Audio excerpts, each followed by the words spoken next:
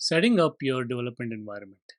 In this particular video, we're going to talk about setting up your development environment, which is the first step in getting started with web development. This involves configuring the necessary tools and software to create, edit, and manage your code effectively.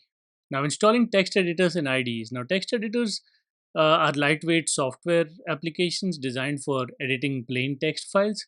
They are commonly used by web developers for writing code in languages like HTML, CSS, JavaScript, and more. Popular text editors include Visual Studio Code, Sublime Text, Atom, and Notepad++.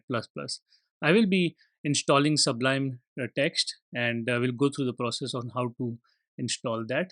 Then there's also integrated development environment, which is IDEs. IDEs are comprehensive software suites that provide advanced features for coding, debugging, and project management. They typically include features such as syntax highlighting, code completion, debugging tools, and version control integration. Examples of popular IDEs for web development include Visual Studio, WebStorm, and PhpStorm. We're not going to use any of these for this particular video session.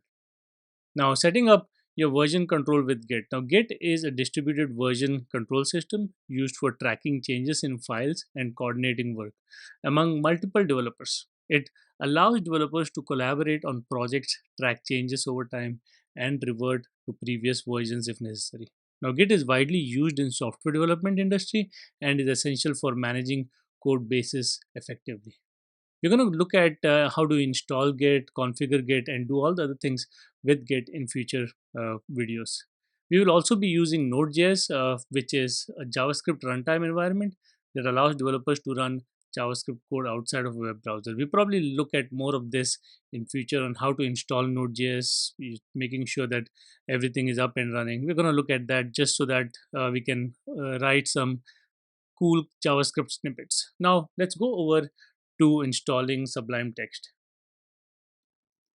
So the best way to install Sublime Text is to go Google for Sublime Text and the first search result that comes in. Now, depending on which machine you are, Windows, Mac, Linux, it will probably show you what you want to install. So also you can specifically go to a particular one over there. I'm going to download for Mac and it's going to download in here.